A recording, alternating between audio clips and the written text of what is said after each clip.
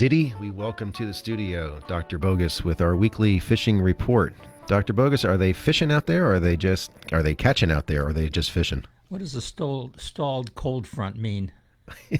It doesn't leave. It remains cold right here on our front step. The arrows going up and down, huh? Yeah. And things riding along the edge. And at my house, anyways, I got over 3 inches of rain so far. I saw that, 3.1 inches. 3.1 inches of rain so far. And it's just miserable out there. It's not only that, but it's gotten chilly out. I mean, the wind shifted.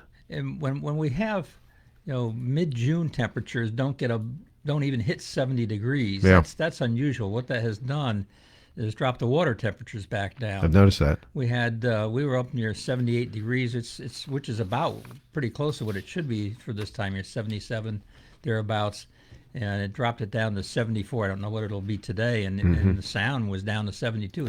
We hit 80 degrees in the Sound. Yeah. Now, you've been charting the weather, the temperatures, and all the fishing for the past 20, 25 years here. Right. Have you seen a season like this before? You've seen a lot of changes, a lot of weird seasons, but this one, we've had a weird winter as well. Yeah. And, of course, we've had winters where we've had too much snow for, central North Carolina, coastal North Carolina. But this one, what it has done, and we're going to talk about drum fishing. The drum fishing picked up last year right around the same time it did in the surf, right about the same time, the first couple weeks of June. But we had fairly stable weather then. And this year it started off basically the same way.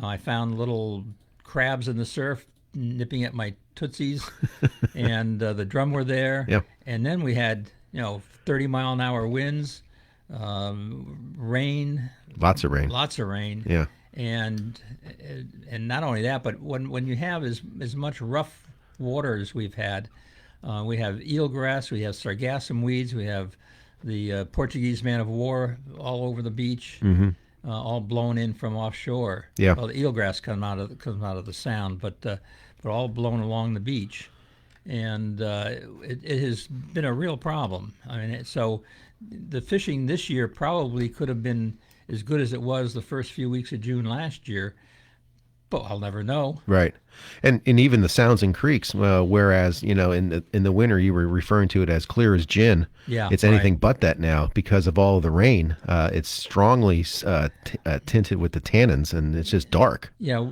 and not only that, but it has a lot of suspended stuff in it too. It's sediment. not just the tannins. Yeah. Which indicate a lot of freshwater runoff from vegetation, but it's also an awful lot of suspended stuff in the water, and that has been a real problem too. And so we've got all that fresh water, all this runoff, and dropping the water temperatures.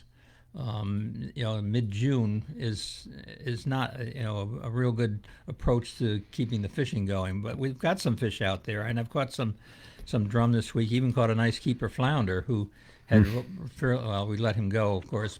It was a legal fish. Would have been legal for my birthday. Nice. But it had recently eaten a small spot and a small silver side. So that was interesting to see what they're eating along the surf line there. But on the piers, they're catching a lot of small bottom fish, a lot of croakers, spots, that sort of stuff. There's still some good sea mullet.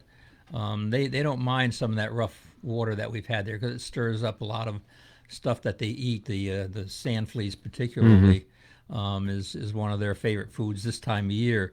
Interesting. Somebody was complaining to me the other day that they were down at the point in Emerald Isle, which is fairly close to Bogue Inlet. Sure. And they were complaining to me that they couldn't find any sand fleas. It's your fault. And I said, well, go around the pier. For some reason, I don't know if it has to do with the water coming out of the inlet or the wave action there or whatever it is. I never, over the years, I've find very few of the sand fleas within that mile or so to stretch around Bogue Inlet. Just never see them there because they're very abundant along. I said go around Bogue Pier. Yeah. You can find them. And people just go down off the pier and dig up for a few minutes and get enough for the day. Yeah. And I don't know. It has to do with the water coming out of the inlet. Some physical thing that they don't like it there. The sand is too hard or too soft, or They're like Goldilocks. They're like Goldilocks. There's right? something like that going on there, but it's reproducible, and that's the way it is. What else are we doing? Finally, a couple of the piers have caught a couple of king mackerel. Not Bogue Pier yet, but down on Topsail Island, Surf City and Jolly Roger have caught.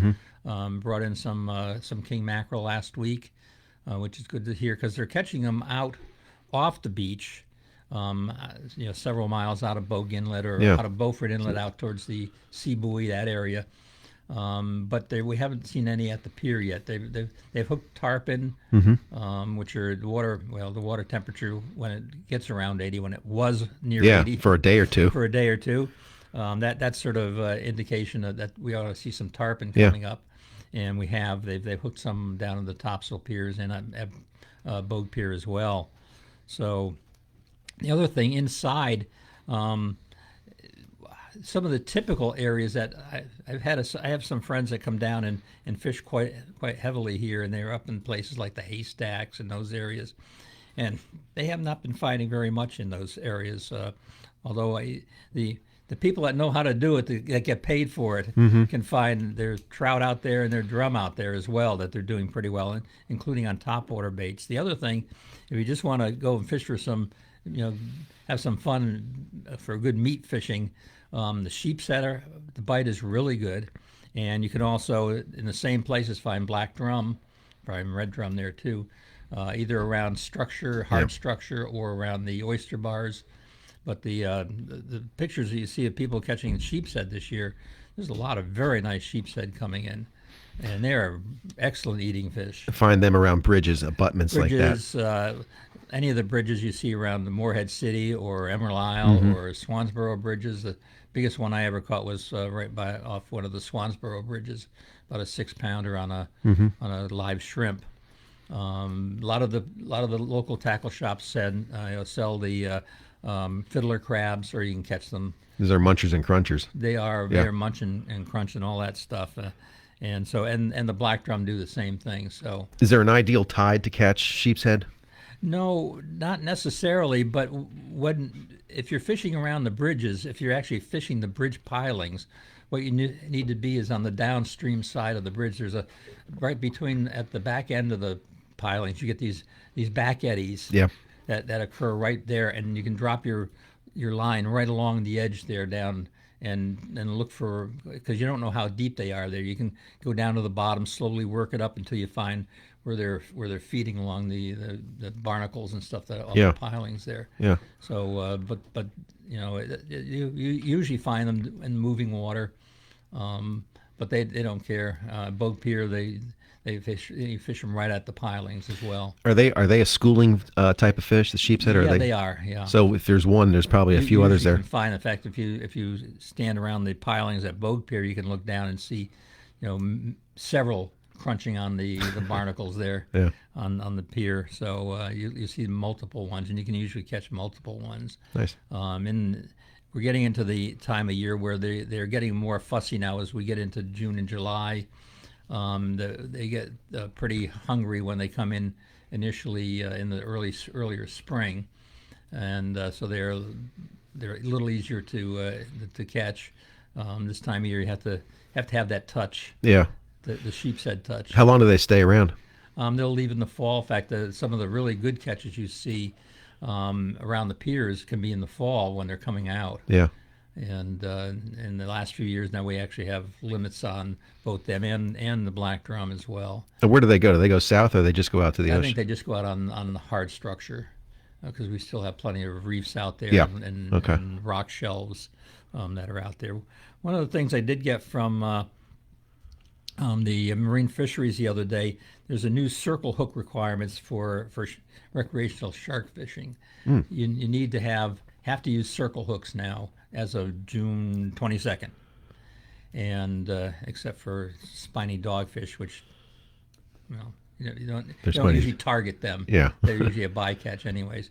But if you're fishing for real sharks, big sharks, you need the Circle hook. circle hook non-offset, which means that the barb is lined up directly with the shaft there, not tilted off to the side, which eliminates the utility, the safety of the circle hook. So you need that inline, regular non-offset circle hooks. And so that's June 22nd. And there was an article in one of the Outer Banks newspapers the other day concerning this, and some indication that there was a discussion going on about the possibility of requiring treble hooks with the barbs smashed down. That's fine with. I don't care one way or the other. That's fine with me. One of the good things about that is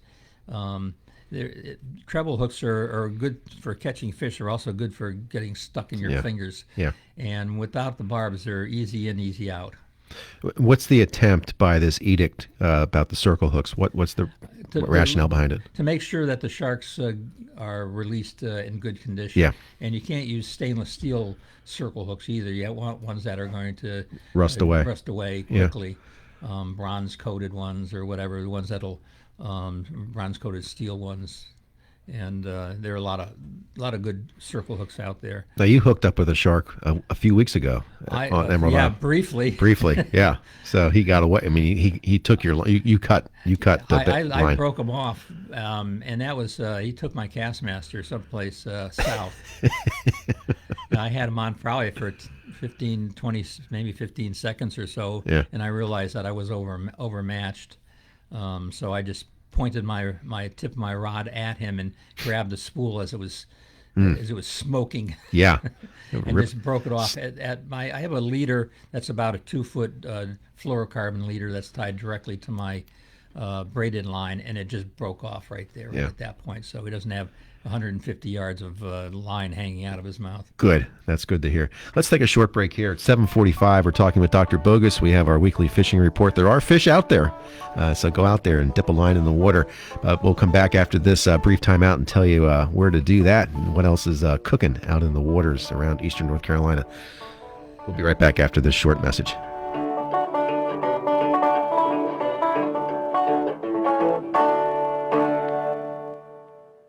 The Real Outdoors in Emerald Isle has long been the favored one-stop shop for all things outdoors and on the water. But the hottest trend at the Real Outdoors is the coolest thing in fishing, boating, and even tailgating. The Real Outdoors now stocks the latest from Yeti coolers, the most sought-after cooler since the Ice Age. Yeti coolers are so efficient, you'd think they make ice. And the Real Outdoors is now your Yeti cooler headquarters, from the giant coolers to the incredibly popular Yeti tumbler. And of course, the Real Outdoors remains your place for top-of-the-line fishing gear at the best prices from the names you trust, like Penn and Shimano. And come to the Real Outdoors for all the clothing and accessories from Guy Harvey, Bimini Bay, and so many more. Everything that will help you look cool on the hottest of summer days. But don't forget, to keep everything cool, pick up the leader in coolers, the Yeti from the Real Outdoors, your complete inshore and offshore fishing center. The Real Outdoors, 7802 Emerald Drive, online at therealoutdoors.com. Excuse me, could you spare one of those delicious L's fries? You're a seagull. Yeah, I know. You're a talking seagull. Well, I figured I better speak up because all the food here at L's Drive-In is so great that most folks find it hard to part with. Have you tasted their shrimp burger or their oyster burger? Oh, it's so good. Yeah, I'm having an L Super Burger with all the fixings, some fries, and a cherry Pepsi. All their food here is fantastical. I know, that's why I keep coming back to L's Drive-In, but it seems no one wants to share even a little bite with a poor hungry seagull. I guess I could spare a fry or two. Thanks. Hey guys, this lovely young lady is giving us some of her delicious L's Drive-In food. Hey, wait a sec. These are my friends, Katie Seagal. Watch the hood there. This is Steven Seagal and George Seagal. Okay, here's another fry. Oh, by the way, my name is Jonathan Livingston. Really? L's Drive-In, nestled in the old oak trees next to the hospital on Arundel Street in Morehead City. Remember, feed the seagulls at your own risk.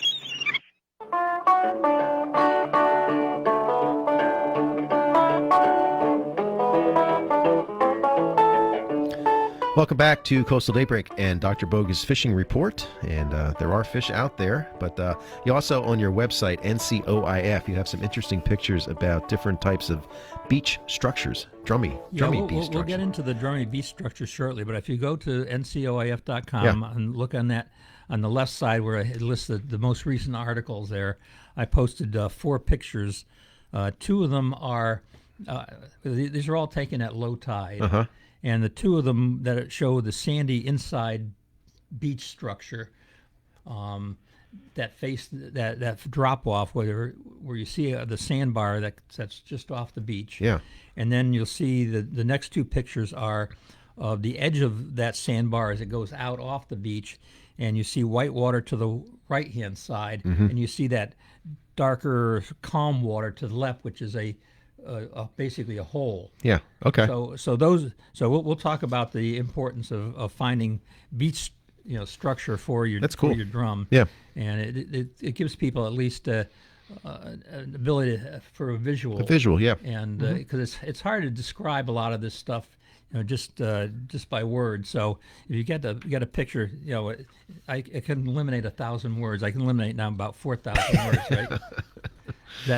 You got that? I got that, yeah. Okay, good enough. Yeah, you're good. We'll get that credit up there. That's Okay. neat. That's cool. So NCOIF.com. So people will want to get that and or now or later on they can check it out.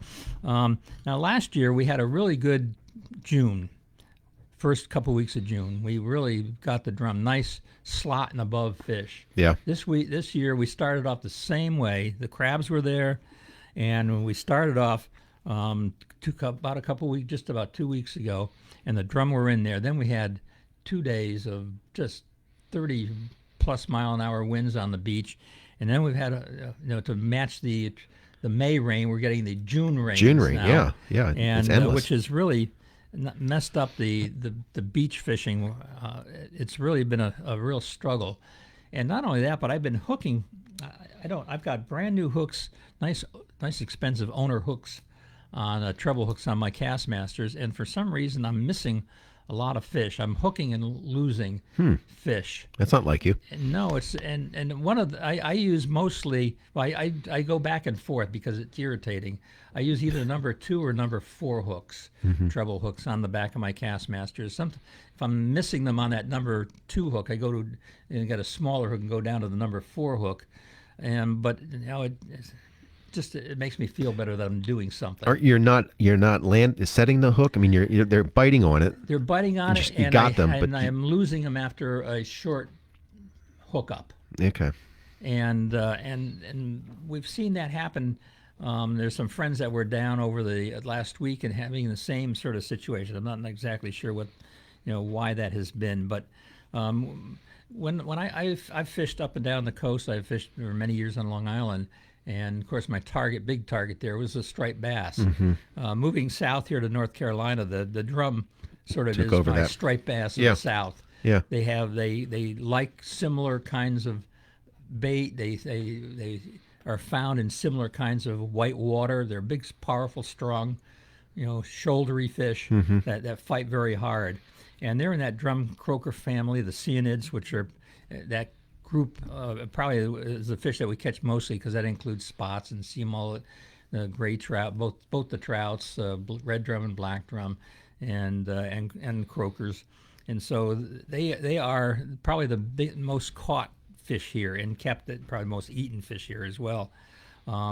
The red drum, of course, have that pretty spot on the tail and have that tail with the iridescent blue color, which is really spectacular. If you take some pictures of their tails, sort of blow them up a bit, they're really the iridescent color is really pretty. In fact, when you're fighting them in the surf, they wave that tail at you towards the end of their, it's sort of like the white flag. Is that what you're holding on your NCOIF homepage? Is that a drum you're holding in your hand? Yeah. That's a beautiful fish. It's Yep, bigger. It's yep. bigger than you. It looks like. There are some pretty fish. Yeah. They are beautiful fish, and one thing you notice if you do catch them, you realize that the ones that spend more time in the ocean, the juvenile fish tend to be more inside, and they are more colored probably because of the tannins in the water. They get that darker coppery and reddish color. Yeah. On the beach ones, and the ones that have been in the ocean for a while, are very, very silvery. They're like you scrubbed. See, you They see they very scrub all little that. Yeah. of that color in them. They can get really old. They can get 30, 40, 50 years old. So they also have a very wide range of water temperature.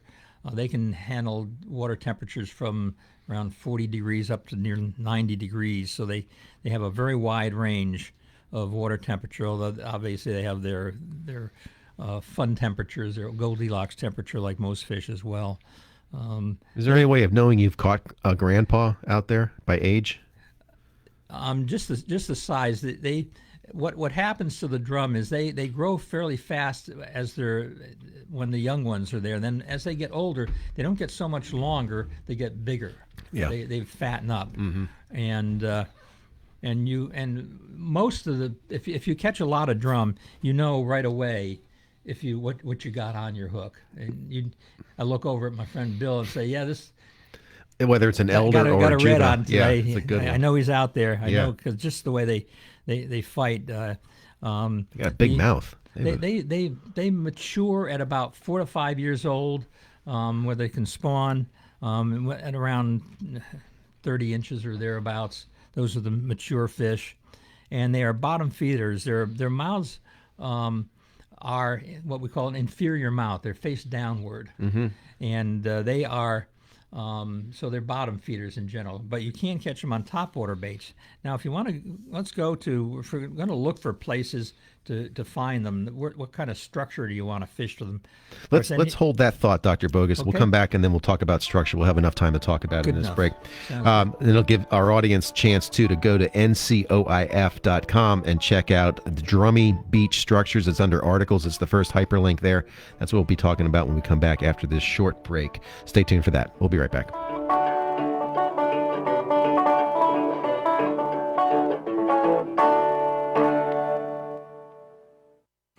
Retirement. Today, it's about keeping up your lifestyle, finding out what you're going to do next, and having fun.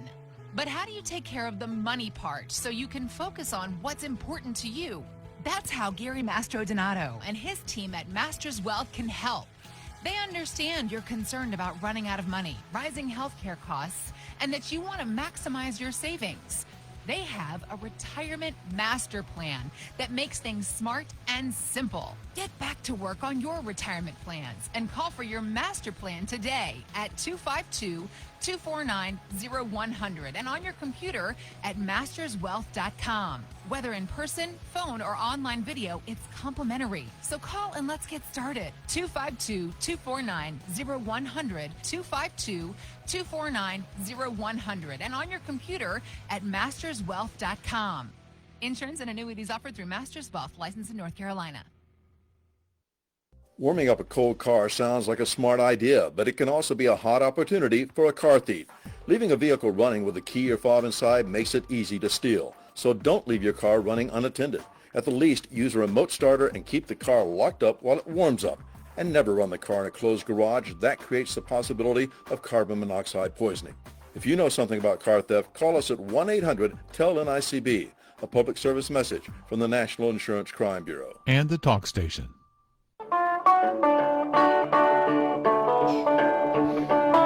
Welcome back to Dr. Bogus's Fishing Report, and we instructed you to go online to ncoif.com to see Drummy Beach Structures, and that's what we're going to talk about right now, Doctor. Yeah, one of the best times to look at the beach structure is at low tide.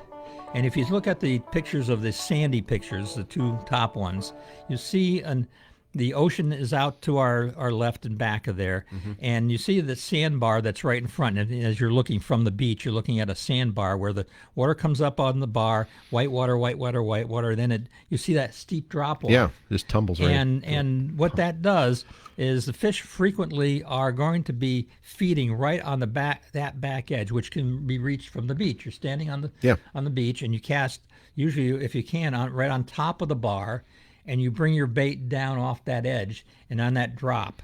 And I find a lot of fish right in that zone, not only drum, but a lot of other fish, the flounder. A lot of stuff gets, the small bait fish get disoriented and fall down there. The crabs and stuff In fact, the drum can actually suck around the sand there, pulling Yeah, crabs right out of out of sand. the sand. Now, the other pictures that you see are part of that bar that goes out basically southeast off the beach.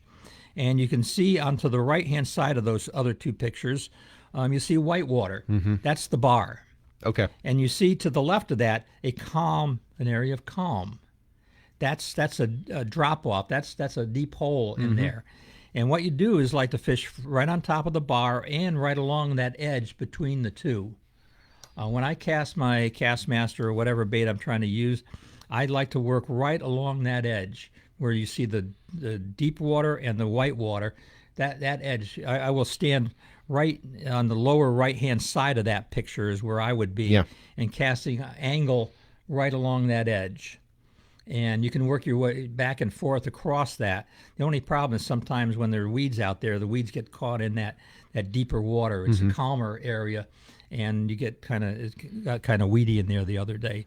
But I've hooked. That's where I've hooked most of my fish, either at the back edge of that of the sandbar that we see with That's the drop fascinating. off, Yeah. or those right on the edge of that. That's fascinating. So you want to scope out the beach at low tide, get the Absolutely. topography Low tide up, is the idea. get the topography of it, and then go out there as the tides come in about every 6 hours or so. We'll probably continue this conversation next week on. Baits. We'll talk about baits. We'll talk about baits. That's a deal. Next Monday. Thank you.